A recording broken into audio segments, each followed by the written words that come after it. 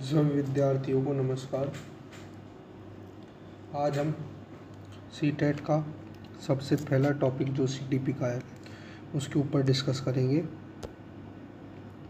पहला टॉपिक आपका सीटेट का जो रहेगा वो रहेगा चाइल्ड डेवलपमेंट एंड पेडोलॉजी के अंतर्गत आपका पहला टॉपिक सीटेट का यहाँ पर जो रहेगा वो है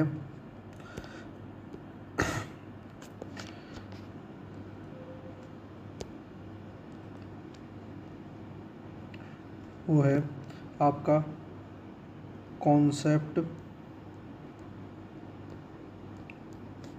of development and it's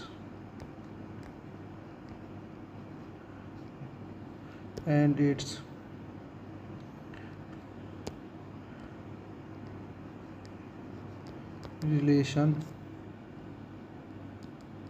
with learning।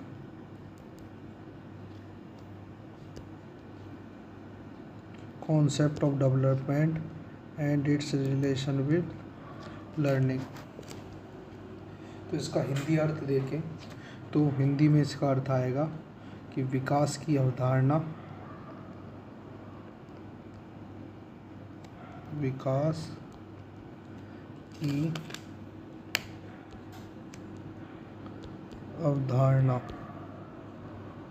ठीक है, तथा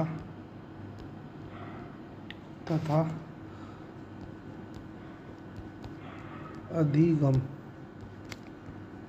से संबद्ध। ठीक है, तो यहाँ पर हमारा जो टॉपिक है वो रहेगा concept of development and its relation with learning, विकास की अवधारणा तथा अधिगम से संबद्ध।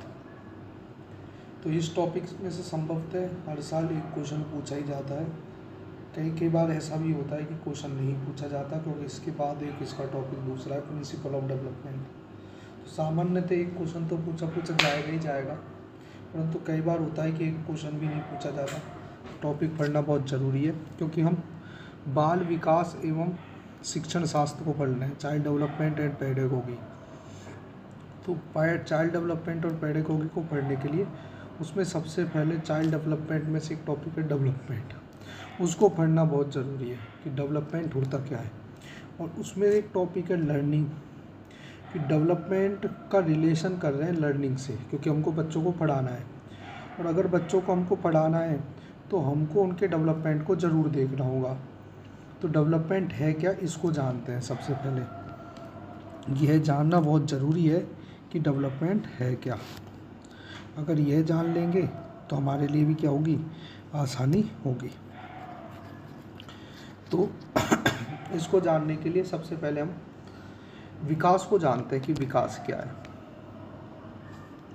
तो विकास को जानने के लिए सबसे पहले हम जानेंगे विकास है क्या।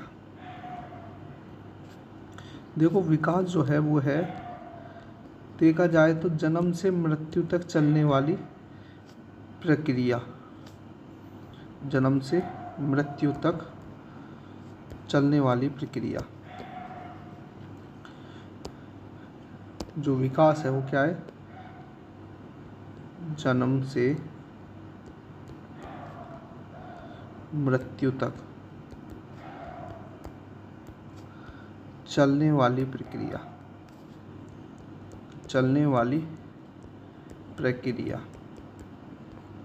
इस चीज़ को लोग बाग कहते हैं कि विकास है। हम भी ये मान के चलते हैं कि यह विकास है, कि जन्म से मृत्यु चलने वाली प्रक्रिया क्या है, विकास है।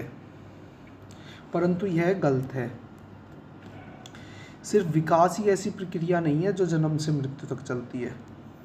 यहाँ पर जो दूसरी अवधारणा दी गई है अधिगम, जिसे लर्निंग कहा जाता है, यह भी जन्म से मृत्यु तक चलती है। अगर इसकी तीसरा रूप ले लें शिक्षा, तो यह भी जन्म से मृत्यु तक चलती है। फिर इन तीनों में अंतर क्या है? पर हम ये कह सकते हैं कि यह सही तो है विकास के लिए, पर किस रूप में सही है, उसकी विशेषताओं में सही है या उसके गुणों में सही है। कि अगर हम उसके गुण की बात करें तो गुणों में सही है और विशेषताओं में का सही है। कि जन्म से मृत्यु तक चलने वाली प्रक्रियाएं ऐसी नहीं है कि हम एक समय में उसके गुणों में अगर हम विशेषताओं को बताएं तो उस चीज़ में सही है, परंतु हम ये कहें कि विकास है क्या और उसमें इस चीज़ को इंगित करें कि जन्म से मृत्यु तक चलने वाली प्रक्रिया क्या है, विकास है, वो विकास नहीं है। अब हमको यही जानना है कि विकास है क्या। तो विकास को जानने के लिए हम आगे बढ़ते हैं कि विकास क्या है। तो सबसे पहला जो टॉपिक रहेगा कि विकास है क्या, कि विकास क्या है। क्योंकि जब भी हम सीटेट की तैयारी करने हैं तो हमको आत्मनिष्ठ नहीं सोचना है, सब्जेक्टिविटी नहीं लानी है, हमको ऑब्जेक्टिविटी लानी है। अगर ऑब्जेक्टिविटी आएगी तभी ऑब्जेक्टिव क्वेश्चनों को हम क्या कर सकते हैं, सॉल्व कर सकते हैं। तो सबसे पहला जो आता है कि विकास क्या है, तो सबसे पहले कि विकास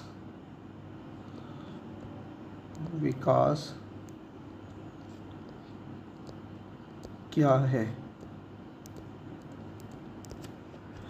विकास क्या है, व्हाट इज डेवलपमेंट। तो विकास वह है, विकास वह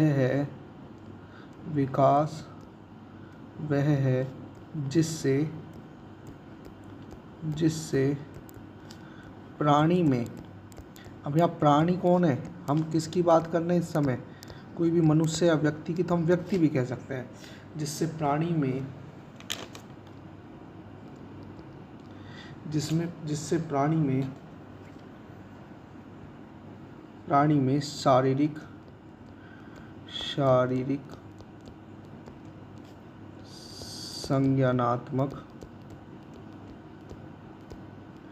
शारीरिक संज्ञानात्मक भावनात्मक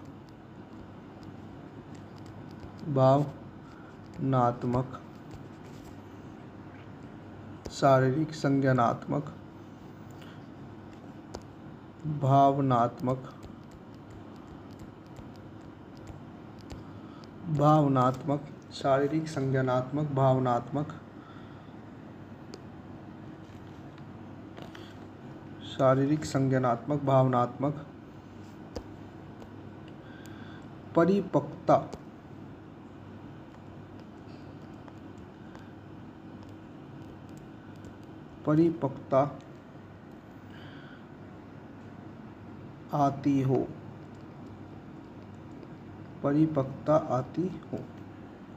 तो विकास क्या है, विकास वह है जिससे प्राणी में या व्यक्ति में शारीरिक, संज्ञानात्मक या भावनात्मक क्या आती हो, परिपक्वता आती हो। तो हम जान गए कि विकास क्या है। तो सबसे पहले हमने विकास को जाना कि विकास है क्या। तो विकास वह है जिससे क्या आती हो, प्राणी में शारीरिक, ठीक है ना, संज्ञानात्मक और भावनात्मक क्या आती हो, परिपक्वता आती हो। शारीरिक, संज्ञानात्मक और भावनात्मक परिपक्वता आती हो और सामाजिक परिपक्वता आती हो, ठीक है ना। तो यह बहुत जानना ज़रूरी है। जैसे कि आप देखा जाए एक तरह से कि बच्चा जब भी किसी चीज़ को सीखता है, जैसे कि मान चलिए कि बच्चा चलना कैसे सीखता है, तो सबसे पहले उसे चलने से पहले क्या करता है, रेंगना सीखता है, रेंगने के बाद क्या करता है, खड़ा होना सीखता है, और उसके बाद क्या करता है, चलना सीखता है। तो यह एक प्रक्रिया है विकास की जिसमें क्या होती है, परिपक्वता आती है, मैच्योरिटी आती है। विकास क्या है, मैच्योरिटी लाने का कार्य है, परिपक्वता लाने का कार्य है। हम देखते हैं कि कोई व्यक्ति अगर मैच्योर हो रहा है, मैच्योरिटी आ रही है उसकी हर अवस्था में, पहले स्वयं अवस्था में मैच्योरिटी आए, तो इसका मान के चलते हैं कि उसका विकास हो रहा है। जहाँ तक मैच्योरिटी, किसी में हो सकता है कि मैच्योरिटी ज़्यादा आ जाए, किसी में मैच्योरिटी कम आ जाए, वो डिपेंड करेगा उसके कारकों पर। वो भी हम आगे पढ़ेंगे कि कारक कौन कौन से हैं, क्या क्या डिपेंड करेगा। बल्कि विकास एक ऐसी चीज़ है जो क्या लाता है, मैच्योरिटी लाता है, परिपक्वता लाता है, ठीक है ना। जिसमें व्यक्ति परिपक्व होता है, मैच्योर होता है, वो क्या है, विकास है। तो हमने सीधा सीधा यहाँ पर एक चीज़ को नोट कर ले कि विकास है क्या। तो हम ये बात ध्यान रखें कि विकास क्या है, विकास जो है वो क्या लाता है, मैच्योरिटी लाता है, परिपक्वता लाता है। तो विकास के गुणों में तो है जीवन पर्यंत चलने वाली प्रक्रिया, व्यापक अवधारणा है, ठीक है ना, मात्रात्मक है, गुणात्मक है, महसूस किया जा सकता है, नापा नहीं जा सकता, तोला नहीं जा सकता, ये सब कुछ है। परंतु एक जो सटीक उत्तर की विकास क्या है वो ये रहेगा कि विकास क्या है, मैच्योरिटी लाने का कार्य है, व्यक्ति में परिपक्व बनाने का कार्य है, कार्य नहीं है, प्रक्रिया है। एक और चीज़ ध्यान रखें, प्रक्रिया है कि कार्य तो हम करेंगे कि बच्चे में विकास लाएं तो हमारे लिए कार्य हो सकता है, बल्कि विकास की जब अवधारणा पढ़ रहे थे क्या है, प्रक्रिया है। विकास क्या है, एक प्रक्रिया है जो क्या करेगी, बच्चों को मैच्योर करने का कार्य क्या करेगी, काम करेगी। अब इसके बाद कि विकास कैसे चलता है, कि अगला क्वेश्चन जो आ सकता है वो ये हो सकता है इसमें कि विकास कैसे चलता है। देखो हम क्वेश्चनों से हल करेंगे चीज़ों को तो वो अच्छा रहेगा। कितने क्वेश्चन बन सकते हैं, क्योंकि पिछली बार जो जो क्वेश्चन बने गए उसका सभी समावेश है इसमें। विकास कैसे चलता है, पूछ लिया जाता है कि विकास कैसे चलता है, ठीक है ना, क्या स्टेप्स हैं विकास के चलने के। तो विकास कैसे चलता है, विकास कैसे चलता है, तो विकास चलता है क्रमिक क्रमिक क्रमिक और निरंतर, क्रमिक और निरंतर। विकास एक प्रकार से कैसे चलता है, क्रमिक और निरंतर चलता है, क्रम से चलता है और पता क्या चलता है, निरंतर चलता है। एक ही तरीका है। अब हम इसमें ये नहीं कह सकते सामान्य से विशिष्ट की ओर चलता है, ठीक है ना, निरंतर चलता है। एक जो सटीक उत्तर क्रमिक चलता है, ठीक है ना, क्रम वाइज चलता है। ऐसा नहीं है कि कोई बच्चा पैदा होते ही चलना सीख गया, उसको एक वही क्रम अपनाना पड़ेगा जो सब अपना रहे हैं, ठीक है ना। जिन्होंने पहले जो क्रम अपनाया वो क्रम अपनाना पड़ेगा उसको, वही क्रम। हो सकता है कि उस क्रम को वो जल्दी कंप्लीट कर लो, उसमें जल्दी परिपक्व हो जाए, अंतर हो सकता है, पर क्रमिक चलेगा और निरंतर चलेगा, कभी रुकेगा नहीं, चलता तो रहेगा ही रहेगा। धीमा और तेज हो सकता है, कई जगह धीमा हो जाए या तेज हो जाए, परंतु क्रमिक और निरंतर जरूर चलेगा। तो विकास कैसे चलता है, क्रमिक और निरंतर चलता है हमेशा। तो विकास कैसे चलता है, हमेशा क्रमिक चलता है और निरंतर चलता है। अब क्रमिक और निरंतर चलता है, ठीक है ना, कितने चरणों में होता है। अब अगला क्वेश्चन जो आ सकता है वो यह आ सकता है कि विकास कितने चरणों में होता है, कि विकास कितने चरणों में होता है, कि विकास कितने चरणों में होता है, विकास कितने चरणों में होता है, कितने चरणों में होता है, कितने चरणों में होता है। तो कितने चरणों में होता है, विभिन्न चरणों में होता है, डिफरेंट स्टेप्स में होता है, विभिन्न चरणों में होता है, विभिन्न चरणों में होता है। कि विकास कितने चरणों में होता है, विभिन्न चरणों में होता है। एक चरण में नहीं हो जाता विकास, विकास को बहुत सारे चरण लगते हैं। चरण कैसे होते हैं, चरण कैसे होते हैं, क्रमिक होते हैं, ये भी ध्यान रखना है। तो क्रमिक निरंतर चल रहा है तो चरण कैसे होंगे, क्रमिक होंगे। क्रमिक का मतलब यहाँ पर है सक्सेसिव होंगे, क्रमिक का मतलब क्या है, सक्सेसिव होंगे।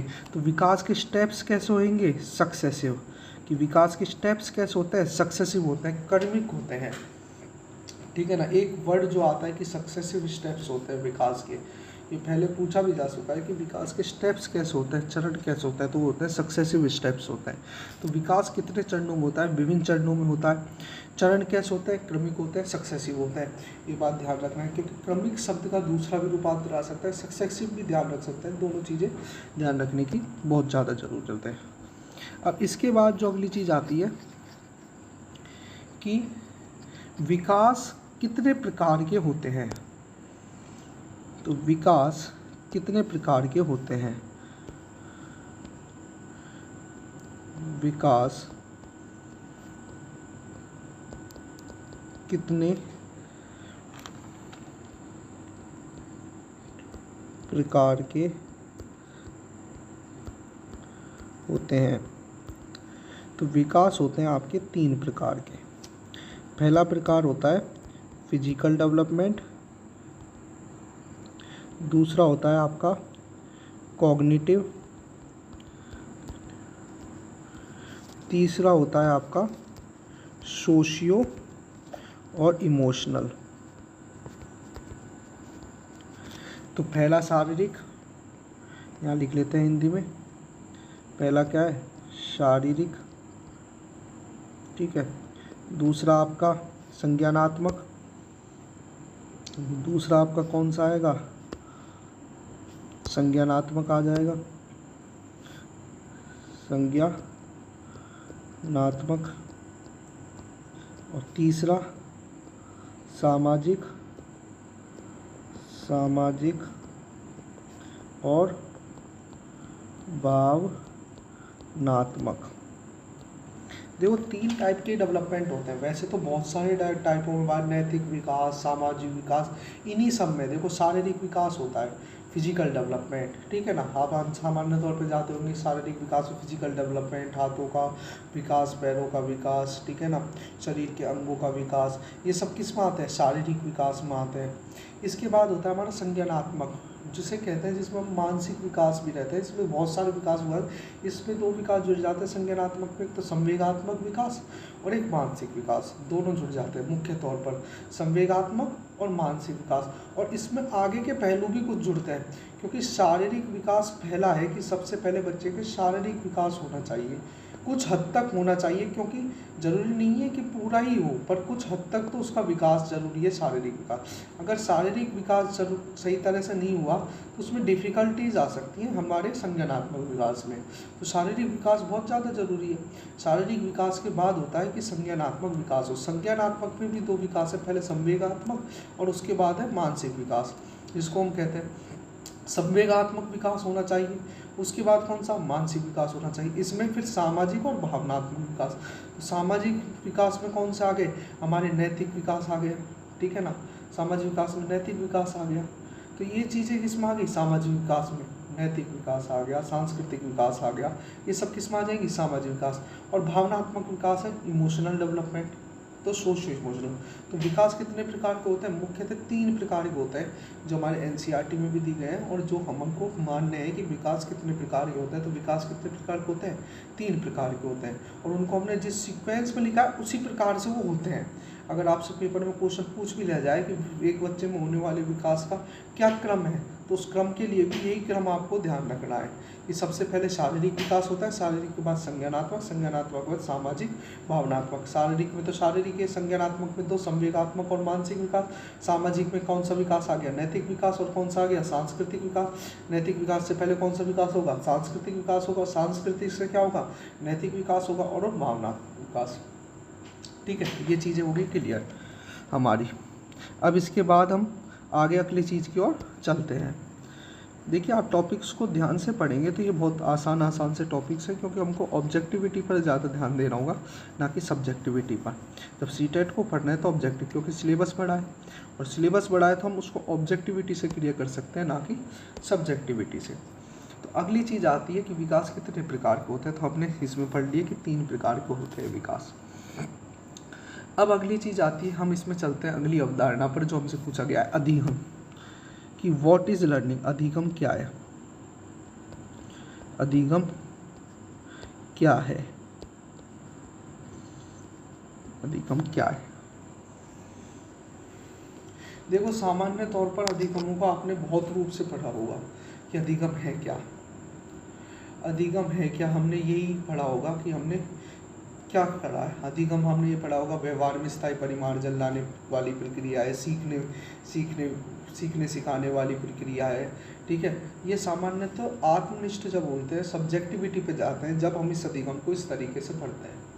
ये उनकी विशेषता है कि अधिगम क्या है। एक जो सटीक उत्तर है कि अधिगम है क्या, तो अधिगम जो है वो है जानकारी प्राप्त करना,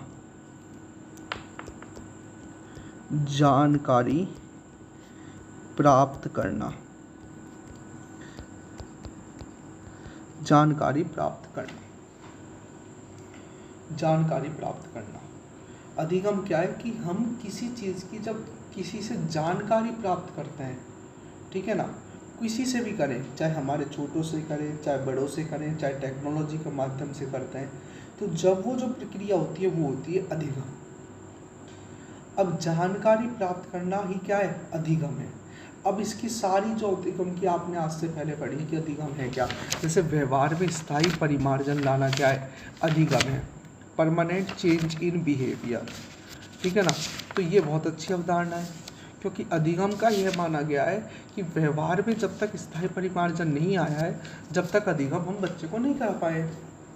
परंतु इसको ये देखा जाए कि किसी भी बच्चे में आप व्यवहार में स्थायी परिमार्जन लगातार नहीं ला सकते।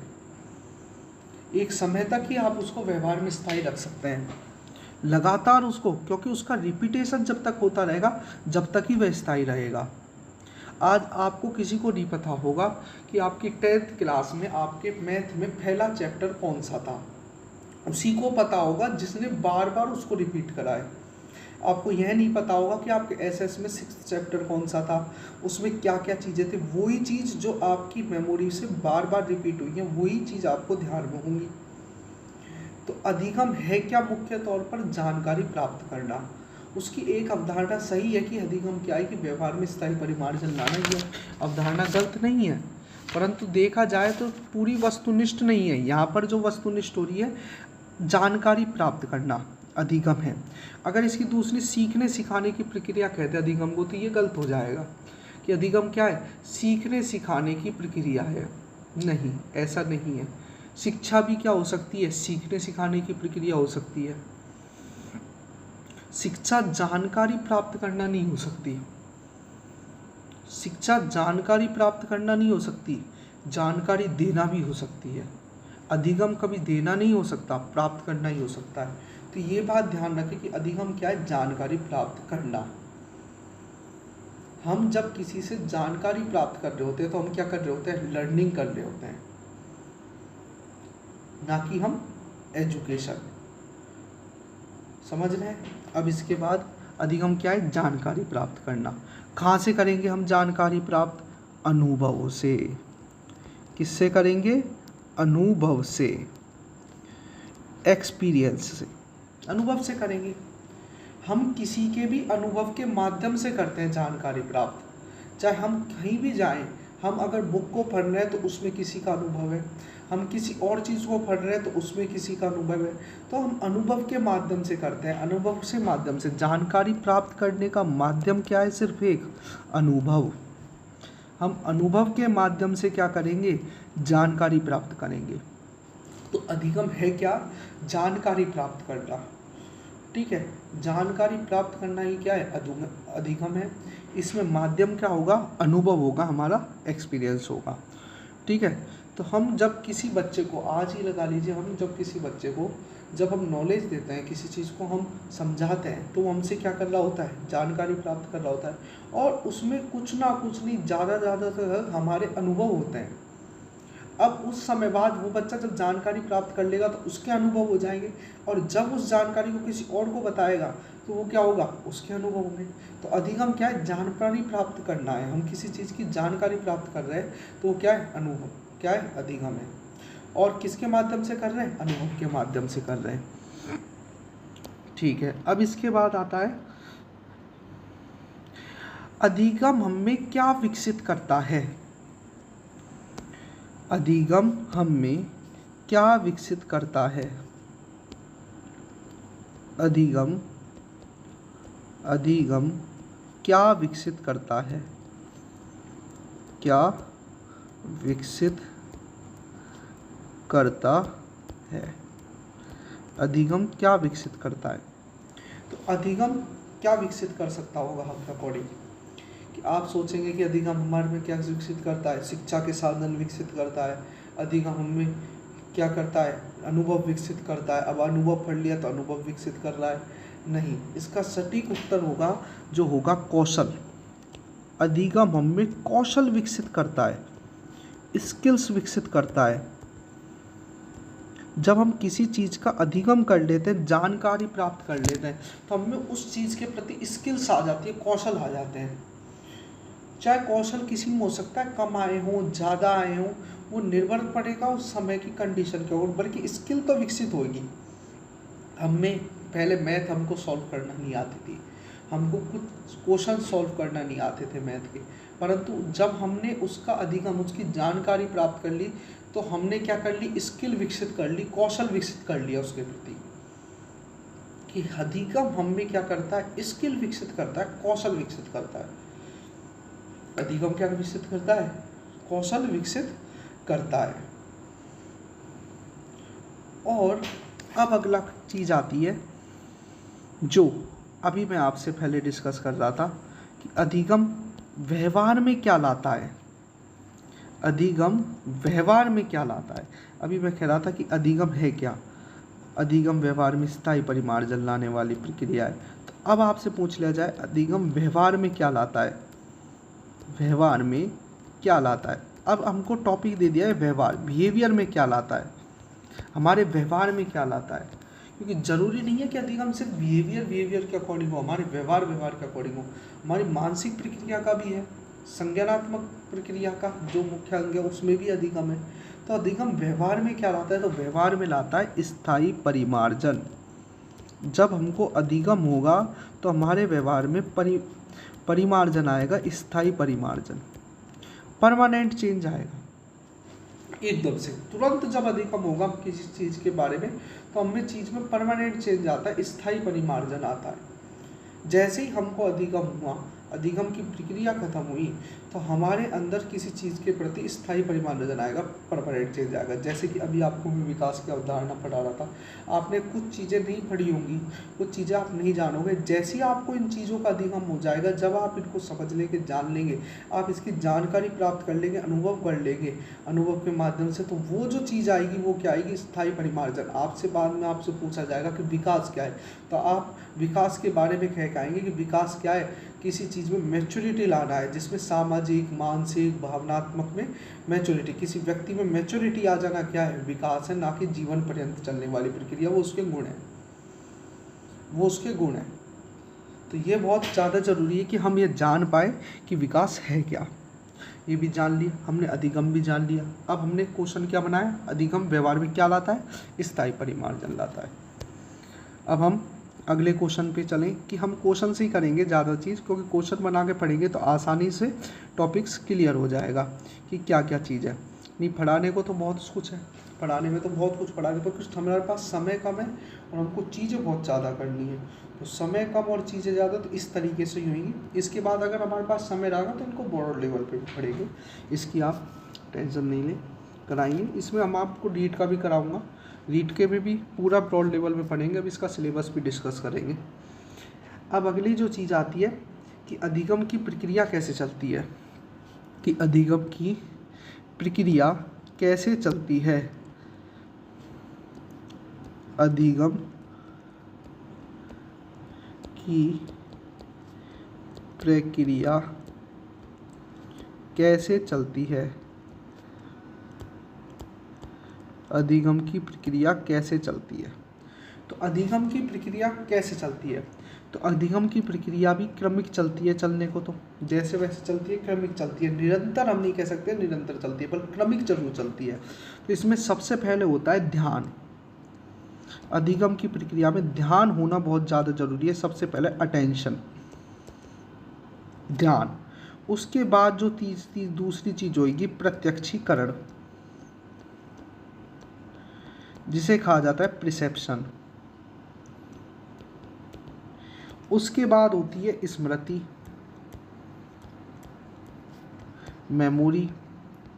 मेमोरी के बाद होती है रिपीटेशन, और रिपीटेशन जिसे क्या कहते हैं, पुनरावृत्ति। और उसके बाद क्या होता है, अभ्यास। लास्ट में क्या होता है, अभ्यास।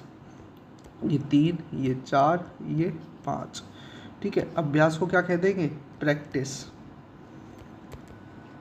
देखो आप ये मान के चलिए, एक छोटा सा उदाहरण देखिए। हम जब भी किसी चीज़ का अधिगम जानकारी प्राप्त करना चाहेंगे किसी चीज़ के बारे में, तो हमारा उस चीज़ के प्रति, या जिस चीज़ को हम उसको जानकारी प्राप्त करनी है उसके प्रति हमारा क्या होना चाहिए, अटेंशन होना चाहिए, ध्यान या अवधान होना चाहिए। ध्यान, अवधान होना चाहिए। ध्यान भी कहते हैं, इसका दूसरा वर्ड आ जाता है अवधान। दोनों वैसे अलग अलग हैं, परंतु इसमें जो अटेंशन के लिए यूज लिया जाता है अधिगम में अवधान लिया जाता है। मैंने आपको यहाँ ध्यान ले दिया।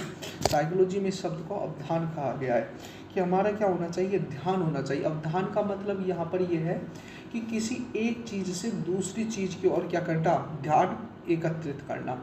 कि हम अभी तक हमारा ध्यान एकत्रित नहीं था उस चीज़ के प्रति, परंतु हम जब एक चीज़ से दूसरी चीज़ के प्रति ध्यान एकत्रित करते हैं तो वो क्या होता है, अवधान होता है हमारा।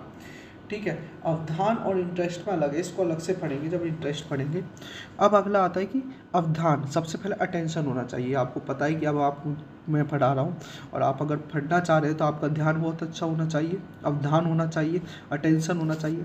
अब मेरी सारी चीज़ों को पढ़ाए को आप क्या करेंगे, प्रत्यक्ष बनाएंगे, उनका क्या करेंगे, प्रत्यक्षीकरण करेंगे, छाया बना लेंगे उनकी, अपने दिमाग में क्या कर लेंगे, छाया बना लेंगे, प्रत्यक्षीकरण कर लेंगे और क्या विकसित कर लेंगे, अवधारणा विकसित कर लेंगे, उन चीज़ों की अवधारणा विकसित। अभी मैं आपको मूर्त रूप में पढ़ा रहा हूँ, ये सारी चीज़ें आपके सामने मूर्त रूप में दिख रही है, परंतु एक समय बाद ये सारी चीज़ें आपके सामने से गायब हो जाएंगी। उस चीज़ को आपने जब ध्यान रखा तो उसने क्या करा, आपने प्रत्यक्ष कर लिया, उन चीज़ों को प्रत्यक्षीकरण कर लिया है, प्रिसेप्शन कर लिया है, प्रत्यय ज्ञान का निर्माण कर लिया है, उसके क्या बना लिया आपने, प्रत्यय बना लिया। प्रत्यक्षीकरण में क्या होता है, हम किसका निर्माण कर लेते हैं, प्रत्यय ज्ञान का निर्माण कर लेते हैं, उस चीज़ के प्रति हम क्या बना लेते हैं, विभिन्न प्रत्यय बना लेते हैं। जब हम प्रत्यक्षीकरण कर लेंगे तो वो चीज़ हमारे समय जब हम उसको देख तो एक समय बाद कहाँ चल जाएगी, वो हमारी स्मृति में चल जाएगी, मेमोरी में, जिसमें हमारी 3 मेमोरीज होती है। एक कौन सी होती है, संवेगात्मक मेमोरी, सेंसरी मेमोरी, दूसरी शॉर्ट टर्म मेमोरी और तीसरी कौन सी होती है, लॉन्ग टर्म मेमोरी। सबसे पहले होती है सेंसरी मेमोरी, सबसे हम सेंस करते हैं, जब ध्यान देखते हैं आँखों से नाकों से, सेंसरी मेमोरी में जाती है। उसके बाद चीज़ किस में जाती है, हमारी शॉर्ट टर्म मेमोरी में कुछ समय के लिए, और उसके बाद किस में चल जाती है, लॉन्ग टर्म मेमोरी में। इसके बाद स्मृति में हम बार बार चीज़ का क्या करते हैं, पुनरावृत्ति करते हैं। जैसे आपको भी पढ़ाया जाएगा विकास क्या है, विकास की अवधारणा क्या है, तो आप इसको क्या चीज़ करोगे, बार बार इसकी क्या करोगे, पुनरावृत्ति करोगे। हाँ ये था, कुछ क्वेश्चनों को देखोगे, उसकी पुनरावृत्ति करोगे और लास्ट में क्या करते हो, इसी चीज़ का आप क्या करते हो, अभ्यास करते हो, प्रैक्टिस करते हो, तो अधिगम की प्रक्रिया क्या हो जाती है, संपन्न हो जाती है। अब आपको क्या हो गया कि इस चीज़ का क्या हो गया है, अगर आप इस विकास की प्रक्रिया को इस तरीके से कर ले तो कि आप इसका अभ्यास हो गया, प्रैक्टिस हो गई, अब आप बता पा रहे हैं कि विकास क्या है, तो इसका मतलब क्या है, आपको जानकारी प्राप्त हो चुकी है, आपने अधिगम कर लिया। और दूसरी चीज़ क्या है, आपको जानकारी प्राप्त तो हुई है, जानकारी प्राप्त तो हुई है, उसके साथ साथ आपने क्या कर लिया है, उसका अनुभव कर रहा है। अनुभव अब पूरा हो गया है, क्योंकि अनुभव से चालू हुआ था और आपको भी क्या हो गया, अनुभव हो गया। तो ये सारी चीज़ें हो गई। और अब क्या आ गया है आपके व्यवहार में, क्या व्यवहार में क्या आ गया है, स्थायी परिमार्जन आ गया है, परमानेंट चेंज आ गया इस चीज़ के प्रति। तो यह क्या आ गया, आपका विकास की अवधारणा के प्रति चेंज आ गया। अब अधिगम को पढ़ लिया है तो अधिगम में भी यही चीज़ है। अब इसके बाद आता है कि अधिगम क्रिया है या कार्य। अगला जो क्वेश्चन बनता है कि अधिगम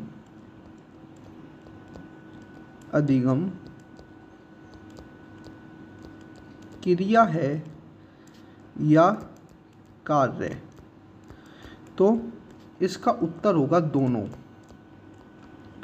अधिगम की जो प्रक्रिया वो क्रिया भी है और कार्य भी है।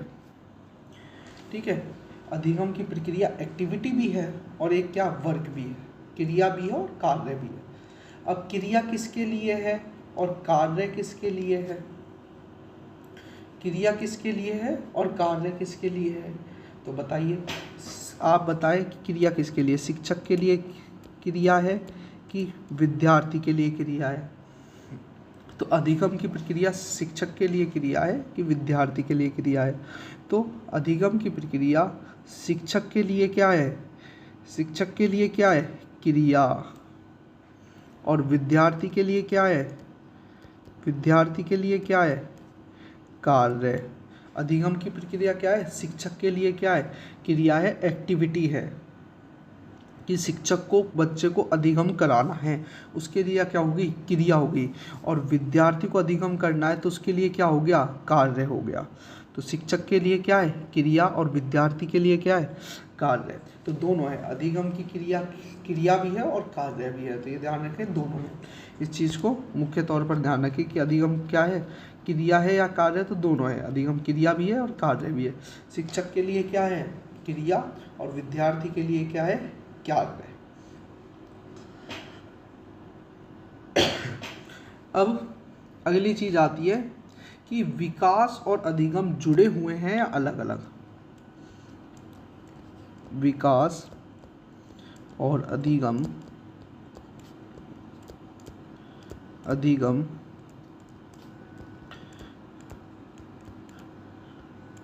जुड़े हुए हैं या अलग अलग। तो इसमें देखा जाए कि विकास और अधिगम आपस में जुड़े हुए हैं या अलग अलग। तो विकास और अधिगम क्या है? जुड़े हुए हैं, एक दूसरे से क्या है? लिंक है। ये बात ध्यान रख लेना कि विकास और अधिगम क्या है? जुड़े हुए हैं। जैसे जैसे विकास होगा तो बच्चा चीज़ों का क्या करता जाएगा? अधिगम करता जाएगा।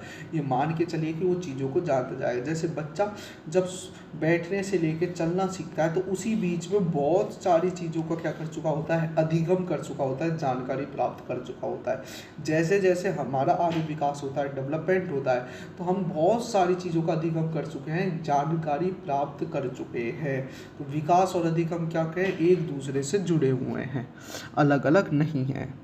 इसलिए हम इस टॉपिक को पढ़ रहे हैं, रिलेशन पढ़ रहे हैं। अब अगली जो चीज़ आती है कि शिक्षक को क्यों समझना चाहिए, विकास को शिक्षक को क्यों समझना चाहिए, ऐसी क्या ज़रूरत पड़ गई कि शिक्षक इसको समझे। तो विकास को शिक्षक को क्यों समझना चाहिए, क्यों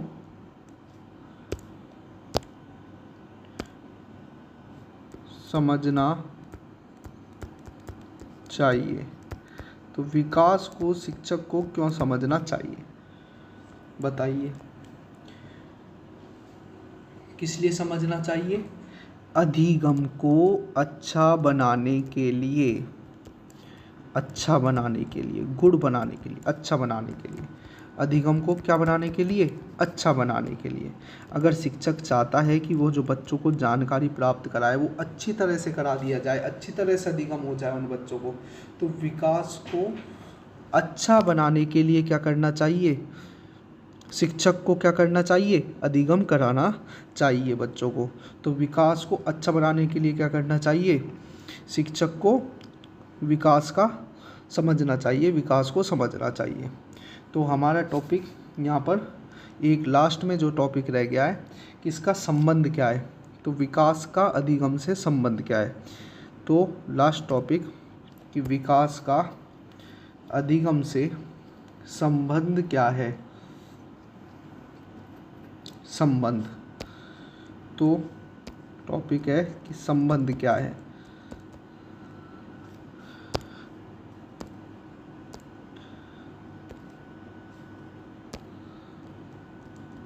संबंध क्या है?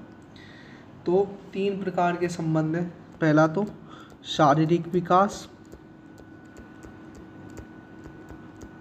और अधिगम। फिर दूसरा हमने पढ़ा तीनों विकासों से होगा, 3 चरण है, संज्ञानात्मक विकास और अधिगम। और तीसरा जो हो गया हमारा कौन सा हो गया? सोशियो और इमोशनल, सामाजिक और भावनात्मक विकास और अधिगम। ये 3 संबंध है कि बच्चा जब मांसपेशियां बच्चे की विकसित हो जाएगी, शारीरिक विकास में मांसपेशियां विकसित हो जाती हैं, तो उसके बाद बच्चा क्या करना सीख जाता है? पेंसिल पकड़ना सीख जाता है। हमको उसको पेंसिल नहीं पकड़ा सकते जब तक उसके हाथ की मांसपेशियां सही नहीं हुई है। अगर बच्चा 6 साल का पजल करना सीख जाता है, 6 साल का बच्चा उसको पजल करना सीख जाता है, तो पजल सीखने के बाद हमको उसको क्या पढ़ा सकते हैं? गणित की अवधारणाएं पढ़ा सकते हैं, ठीक है ना। क्योंकि 6 साल का बच्चा ही क्या सीख सकता है? पजल करना सीख सकता है, ना कि 3 साल का। तो बहुत संबंध है। अगर हम 6 साल के बच्चे को ही गणित की अवधारणा पढ़ाएं और 3 साल के को नहीं पढ़ाए तो यह सही है, क्योंकि 3 साल का बच्चा भी गणित की कुछ चीज़ों को पढ़ सकता है परंतु सारी अवधारणाओं को नहीं पढ़ सकता जब तक उसका विकास नहीं है। तो 3 तरह से संबंध। लास्ट में सोशियो इमोशनल है कि बच्चा शुरू में दोस्त थोड़ी ना बनाएगा। 1 साल का बच्चा, 2 साल का बच्चा दोस्त नहीं बना सकता। कब बनाएगा? 6 साल का, 7 साल का बच्चा क्या बनाना चालू करता है? अच्छे तरह से बच्चा दोस्त बनाना चलता है बाल्यावस्था में। तो ये 3 प्रकार से संबंध है। एक लास्ट क्वेश्चन और इसमें रह जाता है कि विकास और अधिगम में और एक और है कि जैसे जैसे विकास होता है तो अधिगम की क्षमता क्या करती है, बढ़ती है। जैसे जैसे विकास होता है तो विकास होता है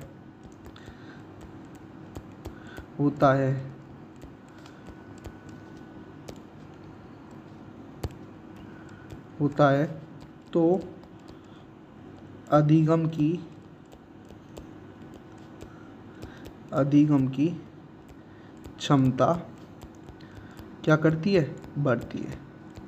तो ये हो गया हमारा टॉपिक कंप्लीट, जो हमारा पहला टॉपिक था। तो इसमें हमने सारी चीज़ों का अध्ययन कर लिया है। ज़्यादातर इससे बाहर पेपर आपका नहीं जाएगा सीटेट का। रीट के लिए आपका ये बिल्कुल भी नहीं है। रीट के लिए आपको थोड़ा सा अलग तरीके से पढ़ना पड़ेगा, सीटेट के लिए आपको अलग तरीके से पढ़ना पड़ेगा। धन्यवाद। अब आपको आगे की क्लास भी निरंतर डाल दी जाएंगी। धन्यवाद।